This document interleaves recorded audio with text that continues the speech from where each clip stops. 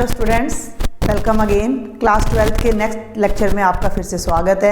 हम कर रहे हैं प्रीवियस ईयर क्वेश्चन पेपर्स के लॉन्ग क्वेश्चन। लॉन्ग मतलब 2 मार्क्स, 4 मार्क्स और 6 मार्क्स के question.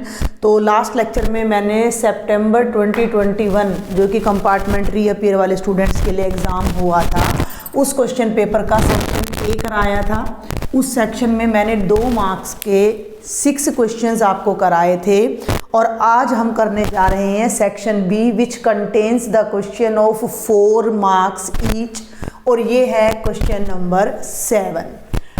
Find integration from 0 to 2x² + 1 dx as a limit of sum. ये हमारा फर्स्ट प्रिंसिपल हो जाता है, एज ए लिमिट ऑफ सम। अगर हम डायरेक्ट करते हैं, देखो इस क्वेश्चन का बेनिफिट क्या है कि हम इसका आंसर पहले ही क्रॉस चेक कर सकते हैं। कैसे? Integration of x² + 1 dx between the limits 0 to 2। x² की इंटीग्रेशन क्या होगी बेटा? x³/3, 1 की हो जाएगी x, just put the limits. Upper limit यहाँ 2 रखेंगे, 2³ कितना हो जाएगा? 8/3 + 2, और क्योंकि लोअर लिमिट 0 है तो दोनों जगह रखने पर टोटल 0 आना है। एलसीएम ले लो, 3 2 जा 6, 8 में 6 ऐड करेंगे तो 14/3 हमारा आंसर आना चाहिए। ये हमने पहले ही जज कर लिया है कि हमारा आंसर क्या होना चाहिए, 14/3। अब क्या है ये मेथड? अब हम इसको देखते हैं। Integral as a limit of sum में क्या करना है हमें। देखो integral as a limit of sum, आप जरा ध्यान करें कि सबसे पहले तो हमें ये उसको आई नाम दे दीजिए। 0 to 2x² + 1 dx, ये fx है। ये दोनों लिमिट्स हमारी a और b कहलाती हैं। fx हमारा कितना हो गया? x² + 1। a यानी लोअर लिमिट 0 है, b यानी अपर लिमिट 2 है। हम क्या निकालते थे? हम निकालते थे NH। NH हमारा क्या होता है? b - a यानी कि 2 - 0 यानी कि क्या आ जाएगा? 2 आ जाएगा। मैंने इंटीग्रेशन का कंप्लीट चैप्टर अपने चैनल पर अपलोड किया हुआ है और उसमें मैंने ये क्वेश्चंस करवा भी रखे हैं, तो आप वहाँ से भी क्रॉस चेक इस चीज़ को कर सकते हो। तो ये NH, देखो वैसे तो आपको मैं बात बता दूं कि जनरली जब हम बुक में देखते हैं तो limit n tends to infinity 1/n लेकर क्वेश्चन कराया जाता है, लेकिन देखो ना h क्या है, मैं एक बार जस्ट समझाना भी चाहूँगी, थोड़ा हम साथ साथ समझ के भी चलते हैं। h है b - a/n। जब n इन्फिनिटी पे जाएगा तो ये पूरी लिमिट कहाँ जाएगी? 0 पे। भाई n इन्फिनिटी पे जाएगा, ये वैल्यू इन्फिनिटी हो जाएगी तो समथिंग बाय इन्फिनिटी यानी h कहाँ जाएगा? 0 पे। तो हम n टेंड्स टू इन्फिनिटी की बजाय h टेंड्स टू 0 लेकर इस क्वेश्चन को सॉल्व करेंगे। वो comparatively for all students easy पड़ता है। ठीक है भाई, तो इसको fx नाम दे दिया, ये a हो गया, ये b हो गया, हमने NH निकाल लिया b - a। अब हमारा तरीका क्या था integral as a limit of sum का? ध्यान करें, integration a to b fx dx by definition कैसे निकलती थी? Limit h tends to 0, h into f of a plus f of a + h plus f of a + 2h और plus f of a + n - 1h। ये partition करते थे हम इस interval की a से b के बीच में। क्लियर है? फॉर्मूला ध्यान आ रहा है आपको? फिर बता रही हूँ, चैप्टर 7 आप मैंने प्लेलिस्ट बना रखी है, आप वहाँ जाकर देख सकते हो। मैंने बहुत अच्छे से ये पूरी एक्सरसाइज करवा रखी है। तो ये देखो भाई, लिमिट h टेंड्स टू 0, ये h रह जाएगा। a का मतलब देखें भाई कहाँ है? 0 है। ये देखो a का मतलब कितना है? 0, तो ये बन जाएगा f ऑफ 0, ये बन जाएगा f ऑफ 0 + h, ये बन जाएगा f ऑफ 0 + 2h और लास्ट में आ जाएगा f ऑफ 0 + n - 1 × h। जो 0 + h है ये h बन गया, 0 + 2h है ये 2h बन गया। तो पहले तो इसको एक बार फिर सिंप्लीफाई कर लो। Limit h tends to 0, h ये हो गया f ऑफ 0, ये हो गया f ऑफ h, ये हो गया f ऑफ 2h और एट लास्ट ये हो जाता है f of n - 1h। Clear है यहाँ तक आपको? fx आपने fx पर भी ध्यान रखना है भाई, ये आपका fx है और इस fx में हम x के प्लेस पर 0 रखेंगे तो f ऑफ 0 आ जाएगा, h रखेंगे f ऑफ h आ जाएगा, 2h रखेंगे f ऑफ 2h आ जाएगा एंड सो ऑन। लिमिट बिल्कुल लास्ट में रखते हैं जब हम सारा सॉल्व कर लेते हैं। तो यहाँ अब हम सॉल्व करने जा रहे हैं। पहले f ऑफ 0 तो वो बनेगा 0 स्क्वेयर प्लस 1, ठीक है भाई, ध्यान से देखना है। f ऑफ h, यहाँ h रखने जा रहे हैं h स्क्वेयर प्लस 1, यहाँ 2h रखने जा रहे हैं, स्क्वेयर नहीं ओपन करेंगे अभी हम, 2h स्क्वेयर प्लस 1 और at last n-1 into h का होल स्क्वेयर प्लस 1 और ये यहाँ पर ब्रैकेट हमने क्लोज कर दी, ठीक है। अलग से यहाँ वैल्यू अलग अलग निकालेंगे, 4 मार्क्स का क्वेश्चन है, वैसे ही बहुत लेंथी हो जाता है ये। तो जस्ट यहाँ से देखो, ये 2 चीज़ों पर आपने ध्यान रखना है, इन दोनों पर। ये fx है सर्कुलर, ठीक है। तो यहाँ 0 रखा तो 0 का स्क्वेयर जमा 1, h रखा h का स्क्वेयर जमा 1, 2h का स्क्वेयर जमा 1 और n-1 h का होल स्क्वेयर जमा 1। अब हम यहाँ सेटिंग करेंगे, अरेंजमेंट करेंगे। कैसे अरेंजमेंट करेंगे ये चीज़ भी अब आपने ध्यान रखनी है कि ये तो 0 स्क्वेयर प्लस 1 तो 1 बन जाएगा, तो मैं यहाँ इस चीज़ को तो ख़त्म कर देती हूँ। केवल क्या रह गया यहाँ पर, तो अब आपका 1 रह जाता है। अब ये 1 कितनी बार है, कितनी टर्म्स है, ये आप देखिए ज़रा। टर्म्स बड़े ध्यान से देखनी है भैया आपने, 1h 2h n-1h, ध्यान देना। h कितनी बार आ रहा है, n-1 बार, और एक टर्म ये है, एक टर्म ये है गिनती में। तो n-1 प्लस 1 कुल कितनी टर्म्स हैं, n टर्म्स हैं। ये सारी गिनती में n टर्म्स हैं और हर टर्म में 1 आ रहा है। ये देखो, इसके साथ भी 1 आ रहा है, इसमें भी 1 आ रहा है, इसमें भी 1 आ रहा है और इसमें भी 1 आ रहा है। हम अरेंज कर रहे हैं टर्म्स को, 1 1 1 1 अलग कर लेते हैं, कितनी बार, n बार। एक को हम कितनी बार अलग कर लेते हैं, n बार। तो ये तो हो गया as it is 1 plus 1 plus 1 up to n times. Clear, सारी टर्म्स अरेंज हो गई। प्लस आगे आ जाइए, अब हर ब्रैकेट की फर्स्ट टर्म को देखिए, ये है h स्क्वेयर, 2h का होल स्क्वेयर करोगे तो 2 का स्क्वेयर होगा 4 और ये हो जाएगा 4h स्क्वेयर। आप इससे आगे बढ़ोगे, मैंने टर्म्स अभी छोड़ दी हैं, a plus 2h, a plus 3h आएगा तो यहाँ 3h आएगा, तो यहाँ 3h आएगा तो वो टर्म आएगी 9h स्क्वेयर और लास्ट में हमारा आएगा n-1 का स्क्वेयर h का स्क्वेयर। ये बात आपको समझ आई। टोटल n टर्म्स थी हमारी, ये एक ब्रैकेट थी, ये दूसरी, ये तीसरी और ये nth ब्रैकेट थी। हर एक में 2-2 टाइप की टर्म्स थी। हमने लाइक टर्म्स को अरेंज करना है। हर एक में 1 1 1 है, उसे मैंने पहले ले लिया। 1 कितनी बार है, n बार है। इसमें एक ही टर्म है ना 1, इसमें अब यहाँ से शुरू होता है। सेकंड टर्म इसमें तो नहीं है, सेकंड टर्म तो छोड़ देंगे, 1 आ चुका है यहाँ। अब ये हो गया h का स्क्वेयर, 2h का होल स्क्वेयर करा तो 4h स्क्वेयर हो गया। भाई ये बहुत छोटी छोटी बातें हैं जो आपको याद होनी चाहिए। 2h इंटू 2h यानी कि 4h स्क्वेयर, तो ये 4h स्क्वेयर आ गया, ये 9h स्क्वेयर आ गया और ये n-1 स्क्वेयर h स्क्वेयर आ गया। अब इनको हम अपना जो पिछले रिजल्ट्स हैं, प्रीवियस क्लासेज में हमने स्टडी किया है, उनको यूज करते हुए पहले हम यहाँ पर अब इन्हें ऐड करने जा रहे हैं। आंसर याद रखिएगा, कितना बताया था मैंने, 14/3, सिर्फ वेरिफिकेशन के लिए। ठीक है भाई, तो आगे बढ़ती हूँ अब मैं। ये ध्यान देना है यहाँ पर लेफ़्ट साइड में, हाँ ये देखिए लेफ़्ट साइड में मैंने ये आपको बता दिया, तो यहाँ पर हम स्किप कर गए।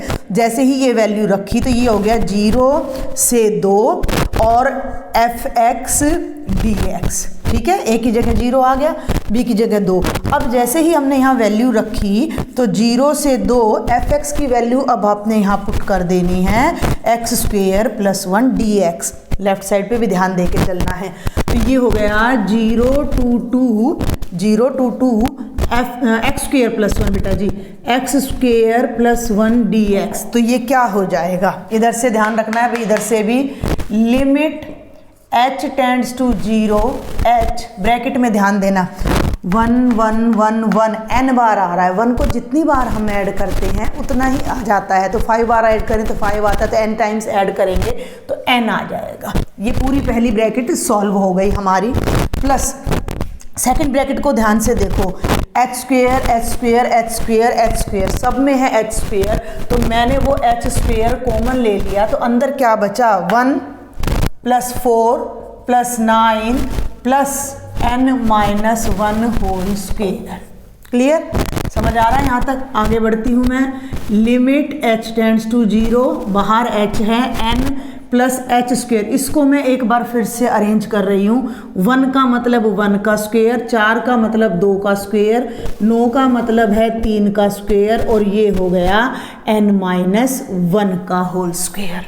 अब हम यहाँ पर 11th क्लास में सीक्वेंस एंड सीरीज में और अपना चैप्टर नंबर 4 आता था प्रिंसिपल ऑफ मैथमेटिकल इंडक्शन, वहाँ हम फॉर्मूला करते थे sigma n square, n plus 1 और by 2n plus 1 divided by 6 हमारा आता था। अगर यहाँ n माइनस 1 है, तो देखो ना n माइनस 1 टर्म्स हैं, तो sigma of n minus 1 square क्या आएगा, n माइनस 1 n, और ये हो जाता था 2n माइनस 1 डिवाइडेड बाय 6। ठीक है भाई, तो ये फॉर्मूला अब हम इनकी जगह पर लगाने वाले हैं, क्योंकि ये क्या है, ये है sigma of n minus 1 square. थोड़ी जगह कम पड़ रही है तो मैं इसको इरेज करूंगी, तो ये आप अपनी नोटबुक में नोट कर लेंगे। Principle as a limit of sum में इनका बहुत यूज होता है। तो ये ऊपर वाला मैं अभी यहाँ पर रब कर रही हूँ, तो ऊपर वाले को जब मैंने रब किया तो यहाँ आ गया लिमिट, ध्यान दें भाई, h टेंड्स टू 0, h ये n हो गया, ये h स्क्वेयर, और ये क्या है सिग्मा ऑफ n माइनस 1 का स्क्वेयर। क्लियर है? ये वैल्यू अब मैं यहाँ रखने जा रही हूँ, तो मैं इसको साथ साथ एक बार इरेज कर रही हूँ, आप उधर नोट कर लीजिएगा। तो ये देखो भाई, limit h tends to 0, h n plus h square, अब इसकी वैल्यू अभी मैंने आपको बताई है n minus 1 into n into 2n minus 1 divided by 6। समझ आ रहा है आपको यहाँ तक? कोई भी डाउट आपने मुझे कमेंट बॉक्स में लिखना है। व्हाट्सएप ग्रुप बना रखा है मैंने आप लोगों के लिए, आप उसको ज्वाइन करो, मुझसे डिस्कस करो। ठीक है, अभी आपको डाउट होगा, आपको शेयर करोगे तभी मैं आगे लेक्चर बनाने के लिए, देखो थोड़ा सा मन करता है कि हम आगे लेक्चर बनाएं। जब आप रिस्पॉन्ड नहीं करते हो तो फिर लेक्चर बनाने का भी मन नहीं करता है।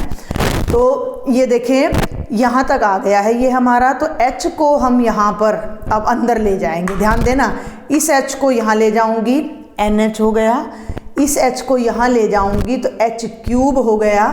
ठीक है, और इस h क्यूब को देखो, ध्यान देना मेरी बात पर, h क्यूब का मतलब है h गुणा h 3 बार, और ये भी तीनों टर्म है, तो उस h क्यूब को इन तीनों से मैं बारी बारी से मल्टीप्लाई करने जा रही हूँ। तो थोड़ा सा अब हम यहाँ ऊपर से इसको इरेज करेंगे, थोड़ा हमें स्पेस चाहिए सॉल्यूशन के लिए। तो ये देखो भाई, थोड़ा सा इतना सा मैंने इरेज कर दिया है।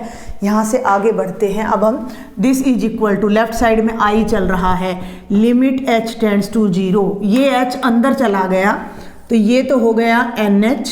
ध्यान देना, ये h अंदर चला गया, h क्यूब, इस एक h को इस पूरी ब्रैकेट के साथ लगाओ, NH माइनस h। समझ रहे हैं मेरी बात को? NH माइनस h, एक h को इस n के साथ लगाओ, NH, और एक h कहाँ से आया, 2 ये रहे, एक ये रहा, अंदर जाके 3 h हो जाएंगे ना, तो एक h इससे मल्टीप्लाई कर दिया, एक इससे, और एक अब हम इससे करने जा रहे हैं 2NH minus h divided by 6। Clear?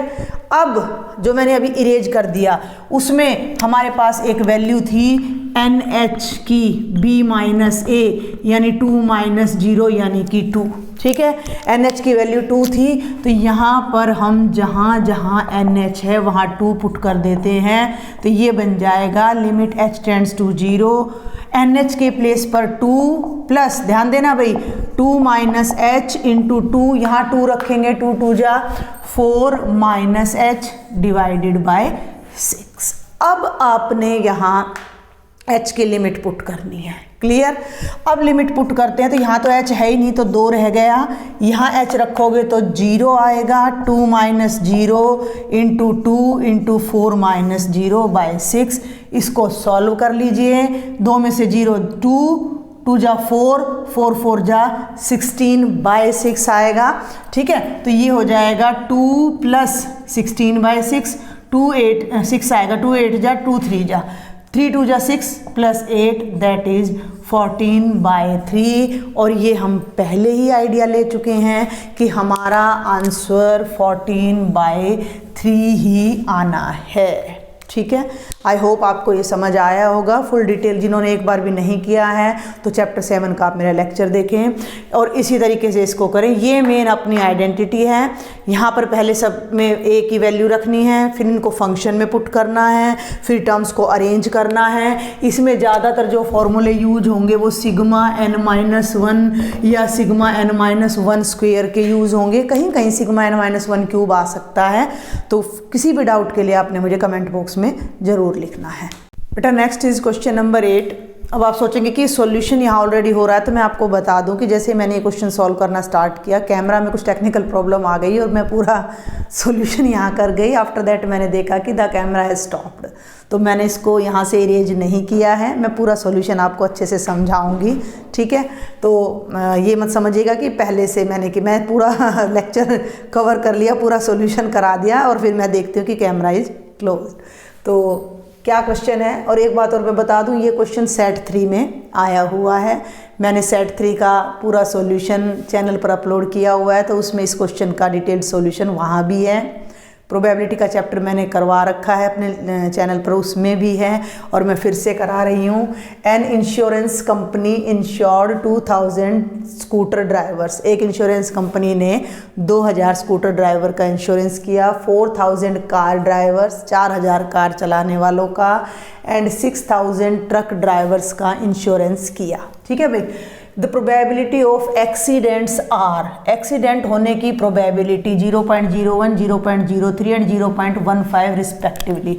इस रिस्पेक्टिवली का क्या मतलब है कि जो पहले स्कूटर ड्राइवर है तो उनके द्वारा एक्सीडेंट होगा, उसकी ये प्रोबेबिलिटी है। सेकंड नंबर पे कार ड्राइवर हैं तो उनसे एक्सीडेंट होने की ये प्रोबेबिलिटी है, और थर्ड से ये प्रोबेबिलिटी है। क्लियर है। One of the insured person meets with an accident, एक आदमी का एक्सीडेंट हो जाता है। What is the probability that he is a scooter driver, इस बात की क्या प्रोबेबिलिटी है कि वो स्कूटर ड्राइवर है। क्लियर। तो सबसे पहले जब हम सॉल्यूशन करते हैं तो हम सबसे पहले देखते हैं कि टोटल एलिमेंट्स कितने हैं सैंपल स्पेस में। तो सबसे पहले हम देख लेते हैं टोटल ड्राइवर्स कितने हैं। तो ये हो गए बेटा जी 2000 प्लस 4000 प्लस 6000 यानी कि 12000 ड्राइवर्स हैं। क्लियर। अब let a person is chosen है, लेट भाई कोई भी हमने इंश्योर्ड पर्सन को चूज किया, अभी मैं एक्सीडेंट की बात नहीं कर रही हूँ। लेट एन इंश्योर्ड, इंश्योर्ड माने जिसका इंश्योरेंस हो चुका है, इज चूजन। तो 3 इवेंट्स अक्कर होंगे, इन 3 के अलावा कुछ नहीं होगा। ये तीनों म्यूचुअली एक्सक्लूसिव एग्जॉस्टिव हैं। E1 जिस पर्सन को हमने चूज किया है वो स्कूटर ड्राइवर है, या वो E2 इवेंट वो कार ड्राइवर है, E3 इवेंट वो ट्रक ड्राइवर है। इन तीनों की प्रोबेबिलिटी फाइंड कर लीजिए। P प्रोबेबिलिटी ऑफ E1 यानी स्कूटर ड्राइवर की प्रोबेबिलिटी, तो 2000 बाई 12000, टोटल 12000 है तो 1/6 आ जाता है। कार ड्राइवर की प्रोबेबिलिटी 1/3 क्योंकि 4000 है, 4000 बाई 12000। ट्रक ड्राइवर की प्रोबेबिलिटी 1/2। क्लियर है यहाँ तक। ये तीनों के अलावा और कोई इवेंट नहीं होगा। अब बात क्या आती है कि one of the insured persons meets with an accident, जिनका इंश्योरेंस हो रहा है उनमें से एक का एक्सीडेंट हो गया तो उसे हमने ए नाम दे दिया। Let A be the event that an insured person meets with an accident. यही लाइन यूं की यूं आप उतार सकते हो कि एक्सीडेंट हो गया। अब ध्यान देना है, हमने क्या किया, हमने स्कूटर ड्राइवर को चूज किया यानी E1, और फिर एक्सीडेंट हुआ। स्कूटर ड्राइवर था और उससे एक्सीडेंट हो गया, स्कूटर ड्राइवर का इंश्योरेंस हुआ और उससे एक्सीडेंट हो गया 0.01। इसे फिर हमने फ्रैक्शन में बदला 1/100, डेसिमल हटा दिया। या फिर कार ड्राइवर था उससे एक्सीडेंट हुआ 0.03, 3/100। ट्रक ड्राइवर था उससे एक्सीडेंट हुआ 0.15, 15/100। क्लियर है यहाँ तक। अब हमें जो करना है वो क्या है कि एक्सीडेंट तो हो चुका है और अब वो एक्सीडेंट स्कूटर ड्राइवर ने किया है, इस बात की क्या प्रोबेबिलिटी है। तो now we will find the probability of event that the person is a scooter driver given that the accident has occurred। Accident already हो चुका है और वो बंदा क्या है, वो एक स्कूटर ड्राइवर है। तो हम का क्या यूज़ करने वाले हैं, बेस थ्योरम। हमें किसकी प्रोबेबिलिटी निकालनी है, एक्सीडेंट हो चुका है यानी ए। किससे हुआ है, स्कूटर ड्राइवर से। Probability of E1 by A using Bayes theorem. तो probability of E1 A by E1 और फिर इन सब का sigma. Probability of E1 A by E1 plus probability of E2 probability of A by E2 and same for E3। सारी values यहाँ आपके सामने हैं, ध्यान दें। E1 की प्रोबेबिलिटी 1/6 है और ये प्रोबेबिलिटी 1/100 है। मैंने जानबूझ के फ्रैक्शन में बदला क्योंकि डेसिमल हमारे काम को थोड़ा मुश्किल कर देता है। नीचे E1 A बाय E1 रखा plus E2 A by E2, E2 की 1/3, A बाय E2 की 3/100, 3 से 3 कैंसिल कर दिया, 1/2 इंटू 15/100। इसको कट मत करना, क्यों नहीं करना ये मैं अभी आपको बताने जा रही हूँ। यहीं पर मैं सॉल्यूशन करती हूँ। तो ये देखो 1/100 ऊपर भी है और 100 100 100 तीनों नीचे भी है। तो मैं 1/100 ऊपर से कॉमन लेती हूँ। कॉमन क्या लेना है, ऊपर तो 1/100 इंटू 1/6 ऑलरेडी है, नीचे से कॉमन लेती हूँ। नीचे से मैंने 1/100 कॉमन लिया तो यहाँ तो बचा 1/6, 3 से 3 कैंसिल, 1/100 बाहर चला गया तो 1 बचा। इसको 1/1 भी लिख सकते हो और 1/100 बाहर गया तो ये 15/2 बचता है। ऊपर भी 1/100 नीचे भी 1/100, दोनों को उठा के कैंसिल कर दो। तो ऊपर तो आपका आ गया 1/6, ठीक है बेटा। और नीचे हमने ले लेना है एलसीएम। 2 और 6 का एलसीएम 6 आएगा। 6 1 जा 6 1 आएगा, 6 1 जा 6 और 2 तिया 6 15 तिये 45। ऊपर डिनोमिनेटर में 6 है, नीचे 6 है, कैंसिल हो जाएगा। ऊपर 1 बच गया, नीचे 45 प्लस 6 51 प्लस 1 52। तो आपका जो आंसर आने वाला है वो आ जाएगा 1/52। ये हमारी प्रोबेबिलिटी होगी कि स्कूटर ड्राइवर ने एक्सीडेंट किया है। ठीक है, आई थिंक आपको समझ आ गया होगा। फिर भी कोई डाउट रह जाए, देखो ये कोई टेक्निकल एरर हो गई थी, इस वजह से मैं साथ साथ नहीं कर पाई, पूरा इतना मुझे फिर सॉल्व करना पड़ता। तो आप सेट 3 के सॉल्यूशन से भी उसको चेक कर सकते हो। क्वेश्चन नंबर 9 है बेटा एप्लीकेशन ऑफ डेरिवेटिव्स में से 4 नंबर के अकॉर्डिंग ये क्वेश्चन है, थोड़े lengthy. Prove that the volume of the largest cone, मैं एक बार रीड करती हूँ statement, that can be inscribed in a sphere of radius r is 8/27 of the volume of the sphere. Statement को समझना बहुत जरूरी है। कैसे, देखिए जरा। प्रूव दैट, प्रूव करो, the volume of the largest cone, ध्यान से समझना है। वॉल्यूम मीन्स आयतन, ऑफ लार्जेस्ट कोन का मतलब हमें उस कोन की वॉल्यूम को मैक्सिमाइज करना है। एक कोन है, ठीक है, और उसका वॉल्यूम मैक्सिमम होना चाहिए। वॉल्यूम ऑफ द लार्जेस्ट कोन, अब वो कोन कैसा है, that can be inscribed in a sphere of radius r, कि ये कोन r रेडियस वाले एक स्फीयर में, एक फुटबॉल में आ गया है पूरी तरह से। ठीक है, क्या कह रहा है कि ये एक हमारे पास स्फीयर है, ओके, ये हमारे पास एक स्फीयर है।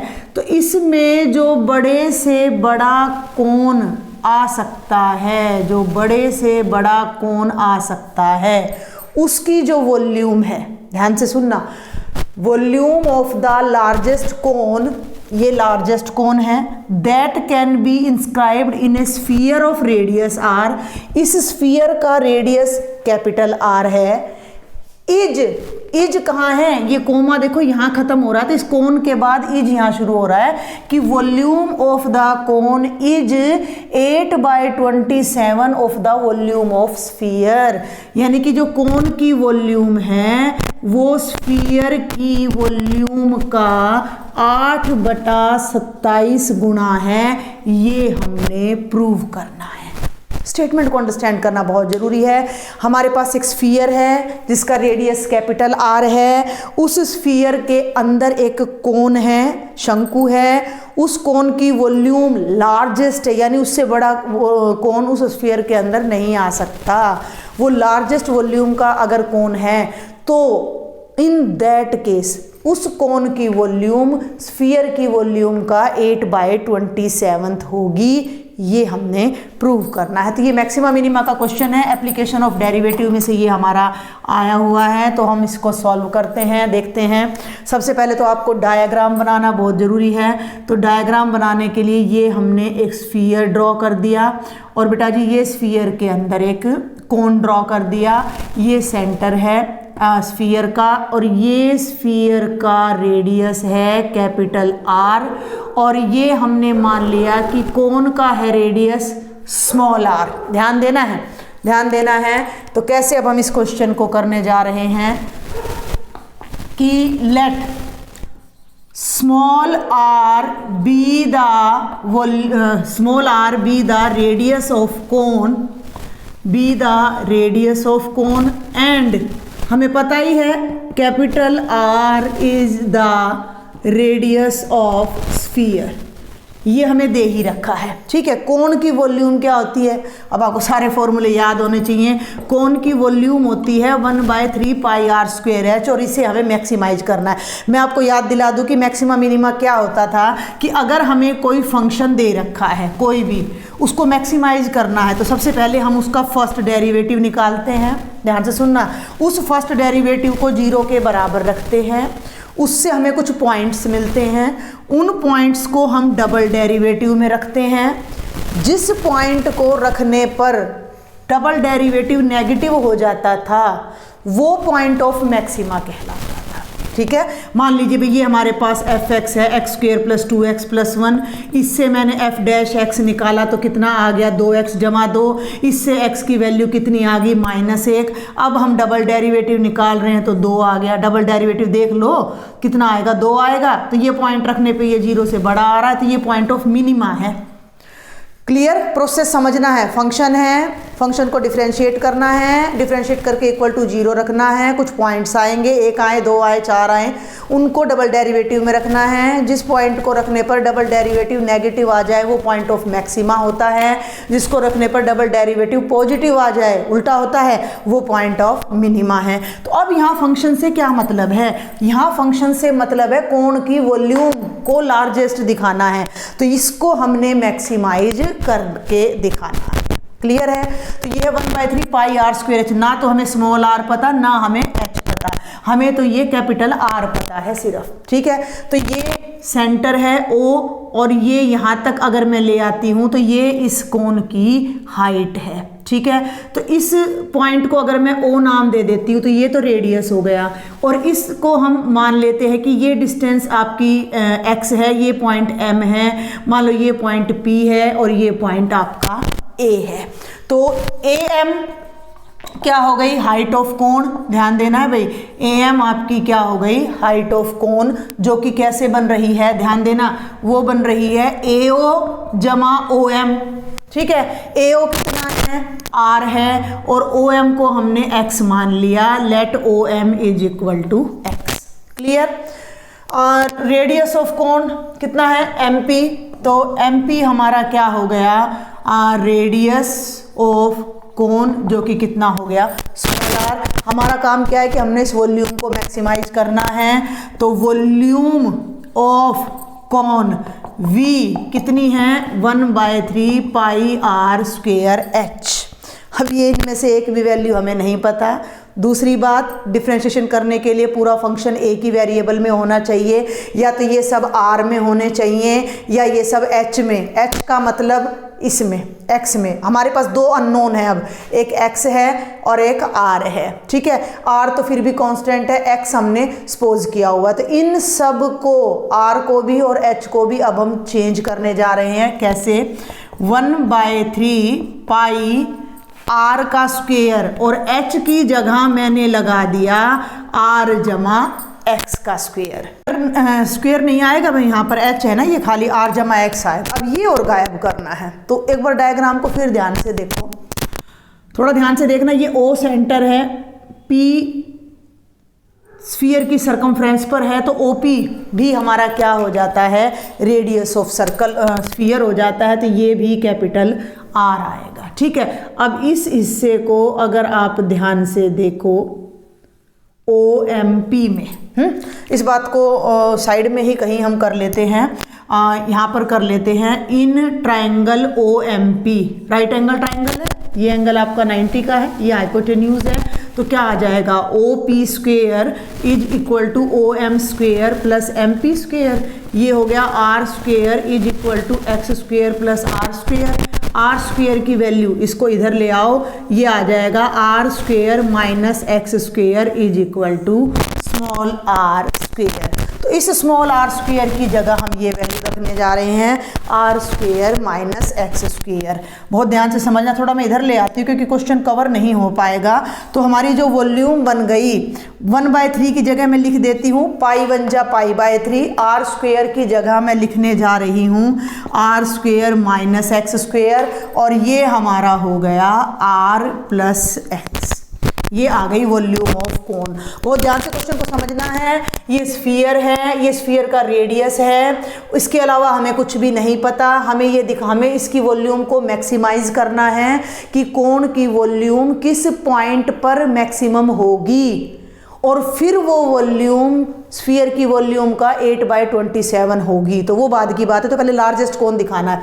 तो यहाँ बहुत कुछ सपोज करना पड़ेगा, ये कोन का रेडियस है और इस हाइट को कंप्लीट करना है, हमें कोन की हाइट चाहिए वॉल्यूम निकालने के लिए, तो हाइट कंप्लीट नहीं है, तो इसे हमने कोई कांस्टेंट x कोई वेरिएबल x हमने यहाँ पर मान लिया। तो ये r जमा x तो हाइट हो गई, और सॉरी r जमा x हमारी हाइट हो गई, और ये जो हमारा रेडियस है इसे हमने पाइथागोरस थ्योरम से इसे भी r और x में बदल दिया। तो ये वाला वेरिएबल भी कैपिटल R और कैपिटल X में बदल गया, ये वाला भी कैपिटल R और कैपिटल X में बदल गया। कैपिटल R गिवन है, हम उसे एज ए कांस्टेंट ट्रीट करेंगे। X हमारे पास अननोन है, उससे हम एज ए वेरिएबल यूज़ करने जा रहे हैं। तो अब हम यहाँ पर इसको मैक्सिमाइज करेंगे, ये हमारा फंक्शन है। तो इसे सबसे पहले अब हम क्या करते हैं, differentiating with respect to x। अब हम इसे with respect to x differentiate करने जा रहे हैं। तो dv/dx क्या आ जाएगा, बहुत ध्यान से देखना भाई, π/3 u इंटू वी। आप चाहो तो इसको खोल सकते हो, और भी बढ़िया रहेगा, खोल लो इसको, बल्कि आपको दिक्कत नहीं आएगी।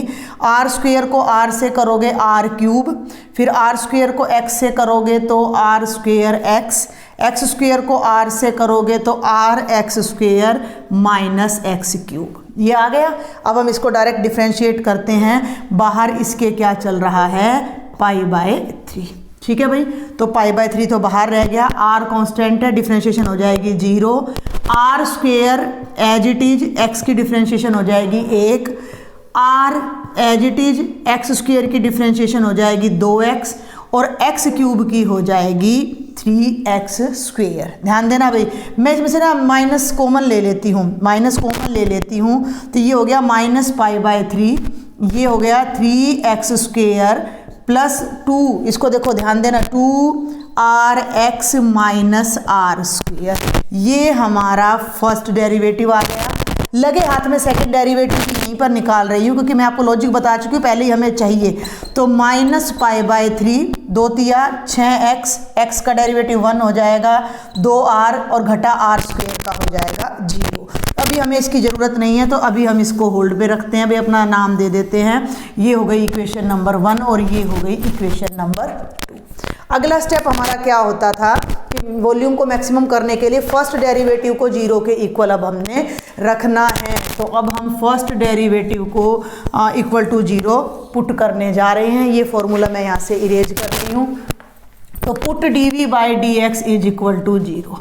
तो dv/dx को भाई 0 पुट कर दो। ध्यान देना, ये पूरा dv/dx है, ठीक है। तो इसको मैं यहाँ लिख रही हूँ minus π/3 into 3x square plus 2rx minus r square is equal to 0। अब ध्यान से देखना, ये तो 0 हो नहीं सकता, तो इस सारे को तो उधर ले जाके डिवाइड कर दो, और ये बच जाएगा 3x square plus 2rx minus r square is equal to 0। अब हमें इसके फैक्टर करके x की वैल्यू फाइंड करनी है। ठीक है, अब हमें इसके फैक्टर करके x की वैल्यू फाइंड करनी है। तो r में ले लो या तो आप इसको, या x में ले सकते हो।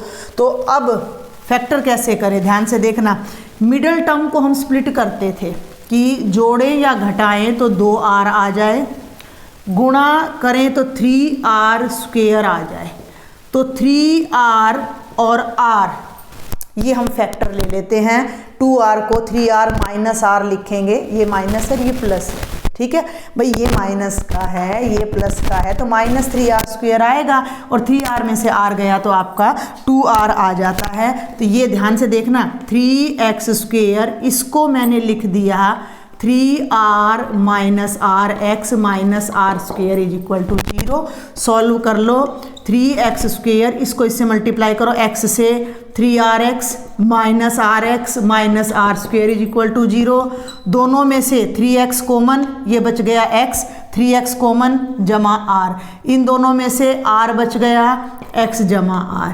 ठीक है भाई, ध्यान देना, x जमा r यहाँ भी है, यहाँ भी है, तो x जमा r कॉमन, यहाँ बच गया 3x, यहाँ बच गया minus r is equal to 0। 10वीं का मेथड है ये हमारा। दोनों को सेपरेटली इक्वल टू 0 रख दो, x plus r is equal to 0 या 3x minus r is equal to हमारा क्या आ जाएगा 0। तो अब यहाँ से x की वैल्यू आएगी माइनस आर और यहाँ से x की वैल्यू आएगी r/3। अब एक बात आपने ध्यान देनी है कि x क्या है, x एक हाइट का पार्ट है, तो हाइट कभी भी नेगेटिव नहीं हो सकती। तो ये जो वैल्यू आ रही है वो नेगेटिव आ रही है, तो यहाँ हम लिख देंगे x can not be negative, तो ये वैल्यू निगलेक्ट हो जाएगी और x की वैल्यू आ जाएगी r/3। यानी कि ये जो x है ना, ये इस रेडियस का थर्ड पार्ट है। क्लियर है यहाँ तक आपको? मैं फिर से एक बार जल्दी से आपको बता देती हूँ कि हमने वॉल्यूम निकाली, वॉल्यूम को सबको हमने, वॉल्यूम में r था, स्मॉल r था, h था, सबको हमने r और x में कन्वर्ट कर दिया, क्योंकि ये हमें गिवन है और ये हमने सपोज कर लिया। एक ही वेरिएबल में पूरा क्वेश्चन हमने रखना है। तो ये वॉल्यूम आ गई, मैंने सॉल्व यहीं कर दिया, इसकी डिफ्रेंशिएशन की, इसकी डिफ्रेंशिएशन को इक्वल टू 0 रखने से x की 2 वैल्यूज़ आई, जिसमें एक वैल्यू हमने निगलेक्ट कर दी, दूसरी वैल्यू रख ली। अब मैंने क्या बताया था कि मैक्सिमाइज मिनिमाइज करने के लिए डबल डेरिवेटिव को क्रॉस चेक किया जाता है। तो इस वैल्यू को डबल डेरिवेटिव में यानी सेकंड में पुट करके देखो, इस वैल्यू को सेकंड में पुट करके देखो। आई थिंक आप यहाँ देख पा रहे होंगे। तो हम क्या करते हैं कि put x is equal to r/3 in equation number 2। ठीक है भाई, तो इक्वेशन नंबर 2 हमारी क्या है, d²v/dx² माइनस π/3 पहले से है, और वो देखो भाई 6x की वैल्यू कितनी आ रही है, r/3 प्लस 2r, 3 दूनी 6, 2r प्लस 2r कितना हो जाएगा 4r, माइनस π/3 इंटू 4r, ये आ गया माइनस 4π/3r। ये पूरी वैल्यू क्या है, लेस देन 0 है। तो डबल डेरिवेटिव हमारा क्या आ गया, लेस देन 0 आ गया। किसका डबल डेरिवेटिव, वॉल्यूम का। वॉल्यूम का डबल डेरिवेटिव जब लेस देन 0 आ गया, इसका मतलब क्या हो गया कि volume of the cone is largest, maximum. ठीक है, तो यहाँ तक ये बात तो प्रूव हो जाती है कि जो कोन इसमें इंस्क्राइब हो रहा है उसकी वॉल्यूम लार्जेस्ट है। कब है लार्जेस्ट, जब x की वैल्यू r/3 है। क्लियर है यहाँ तक, समझ आ गया कि इसकी वॉल्यूम लार्जेस्ट है, हो गया। लेकिन अब ये एक क्वेश्चन को थोड़ा और बढ़ा रहा है। क्या कह रहा है कि इस कंडीशन में कोन की वॉल्यूम स्फीयर की वॉल्यूम का क्या होना चाहिए, 8/27 होना चाहिए। तो अब हम स्फीयर की वॉल्यूम और निकालते हैं। ठीक है, अब हम निकालते हैं स्फीयर की वॉल्यूम। तो वॉल्यूम ऑफ स्फीयर क्या फॉर्मूला होता है भाई, 4/3 πr³। ठीक है, 4/3 पाई, इसका तो r यही है क्यूब, और वॉल्यूम ऑफ कोन देखो अब आपकी कितनी थी, 1/3 πr²h। ध्यान देना मेरी बात पर। तो ये बन गई π/3 r आर की वैल्यू अभी हमने निकाली नहीं है, आर की वैल्यू अभी हमने नहीं निकाली है। आर हमारा आ रहा था r square minus x square, और एच दोनों निकालने पड़ेंगे अब आपको। यहाँ आर स्क्वेयर आ रहा था आपका R square minus x square. X की वैल्यू कितनी आई है, r/3। इसी कंडीशन में आपका जो है वो मैक्सिमम है। जब r की वैल्यू, x की वैल्यू r/3 है तभी वॉल्यूम मैक्सिमम है, तो हम यहाँ r/3 रखेंगे। तो R square minus are square बटा 9 हो जाएगा। 9 1 जा 9, ये हो जाएगा 8r²/9। ये तो हो गई आर स्क्वेयर की वैल्यू। h की बात करूँ तो हाइट ऑफ द कोण कितनी थी, r जमा x थी, तो ये हो गई r जमा x, यानी कि r जमा r/3।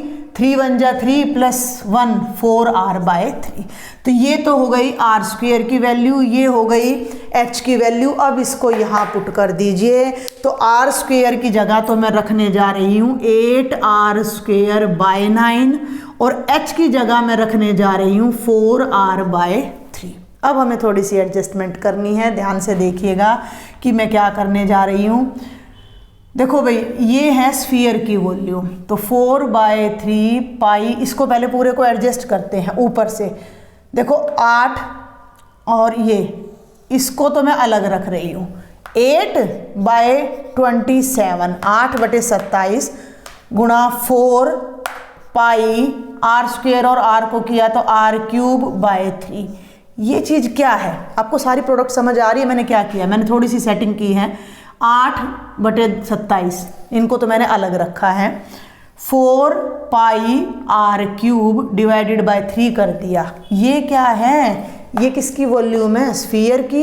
तो ये आ गया 8/27 into volume of sphere.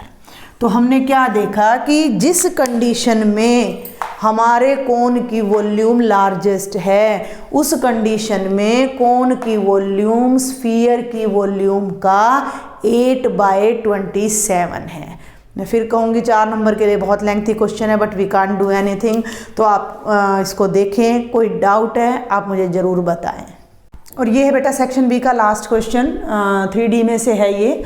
Find the shortest distance between the lines. तो मैंने लाइन्स यहाँ लिखी नहीं, डायरेक्ट यहीं पर लिख दी है। फर्स्ट लाइन है, वेक्टर फॉर्म में है ये, r = i + j + lambda 2i - j + k and r = 2i + j - k + μ 3i - 5j + 2k। ठीक है, हम इनकी कंपैरिजन करते हैं इन लाइनों की। तो कंपेयरिंग विद, आपको पता है कि लाइन को हम कैसे लिखते हैं, r = a1 + लैम्डा b1। इस पॉइंट से लाइन पास करती है, ये इसकी डायरेक्शन रेशियो होते हैं। तो फर्स्ट लाइन से एंड r = a2 + μ b2 से हम इनको respectively comparing with these two respectively. ठीक है, ये a1 है यानी 1 1 0 से ये लाइन पास कर रही है, और ये b1 है यानी कि 2 - 1 1 इसके डायरेक्शन रेशियो हैं जिसके ये पैरेलल है। तो a1 वेक्टर क्या हो जाएगा, ये वाला i + j। b1 वेक्टर क्या हो जाएगा, जो लैम्डा के साथ है, 2i - j + k। Second equation पे आ जाओ तो a2 वेक्टर, ये लाइन 2 1 - 1 से पास कर रही है, तो 2i + j - k, और ये लाइन के रेशो ये हैं, तो 3i - 5j + 2k। अगर हमें इन लाइनों से ये 4 वेक्टर निकल के सामने आ जाते हैं तो हमारी शॉर्टेस्ट डिस्टेंस निकालनी बहुत आसान है। शॉर्टेस्ट डिस्टेंस का जो हमारा फॉर्मूला है बिटवीन 2 लाइंस, वो क्या होता है, a2 - a1 dot b1 cross b2 का मॉडुलस, मतलब इस वैल्यू का मॉडुलस, और divided by b1 cross b2 का मैग्नीट्यूड। तो कुल मिलाकर हमें 2 चीज़ें निकालनी है, एक तो वेक्टर a2 - a1 निकालना है, और एक वेक्टर b1 क्रॉस b2 निकाल के उसका मैग्नीट्यूड निकालना है। तो बेटा a2 - a1 बहुत आसान है, 2i + j - k, ये तो हो गया a2 - i + j। सॉल्व कर दो, 2i - i हो जाएगा, प्लस j - j कैंसिल हो जाएगा, और -k। तो ये तो आ गया a2 - a1, 1 और 2 ऊपर हो चुका है तो इसको 3 नाम दे दो। अब वेक्टर निकालना है b1 cross b2 determinant form से, ठीक है भाई। i j k, b1 के कंपोनेंट्स लिख दो, क्या है 2 -1 1, 2 -1 1, b2 के लिख दो 3 -5 2, 3 -5 2। ये इजी क्वेश्चन है आपका। डिटर्मिनेंट को एक्सपेंड कर दीजिए, फर्स्ट रो से कर रही हूँ मैं, तो आई ये रो गई, ये कॉलम गया, -1 1 -5 2, माइनस जे ये कॉलम, ये रो 2 1 3 2 2 1 3 2 और प्लस के ये गया 2 -1 3 -5 2 -1 3 -5। सॉल्व कर दो तो ये आ गया i इंटू -2 + 5, ध्यान दे मैं पूरा सॉल्व कर रही हूँ, 4 -3 और k लिया तो ये आ गया -10 + 3। b1 क्रॉस b2 5 -2 3i, 4 में से 3 गया 1, माइनस जे, -10 में से 3 -7k, ये आ जाता है b1 क्रॉस b2। अब मैं आपको बता दूं कि एक तो हमें इसका मैग्नीट्यूड चाहिए जो कि नीचे वैल्यू रखी जाएगी, दूसरा इन दोनों की डॉट प्रोडक्ट चाहिए। तो क्यों ना हम वो भी पहले ही फाइंड कर लें, ऊपर होच-पोच नहीं होगा। तो पहले तो निकाल लो इसका मैग्नीट्यूड। b1 क्रॉस b2 का मैग्नीट्यूड क्या हो जाएगा, 3 स्क्वेयर + -1 स्क्वेयर + -7 का अंडर रूट। ये हो गया भाई 9 + 1 + 49, 9 और 1 10, 49 ऐड करोगे 59 का अंडर रूट आ गया। तो नीचे वाली वैल्यू तो आ गई। ये थर्ड है और ये फोर्थ है। ये है b1 क्रॉस b2 वेक्टर, ये है a2 - a1 वेक्टर, दोनों की डॉट प्रोडक्ट 4 कर दो। तो using 3 and 4, a2 - a1 dot b1 cross b2, ठीक है। a2 - a1 कौन सा वेक्टर है, i - k dot b1 cross b2 कौन सा वेक्टर है, ये रहा 7 है भाई, ये 7। तो ये हो जाएगा 3i - j बेटा माइनस में 7k। डॉट प्रोडक्ट कैसे निकलती है, कॉरस्पॉन्डिंग कंपोनेंट्स को मल्टीप्लाई करके ऐड कर देते हैं। तो i वाला i से तो 1 × 3 आ जाएगा, j का है नहीं तो 0 हो जाएगा, k का कंपोनेंट यहाँ -1 है, यहाँ -7 है तो +7 हो जाएगा। और ये डॉट प्रोडक्ट कितनी आ जाएगी, 10। अगर ये नेगेटिव आती तो ऊपर फिर हम इसका मॉडुलस ले लेते। तो इसमें वैल्यू पुट कर देना, ठीक है।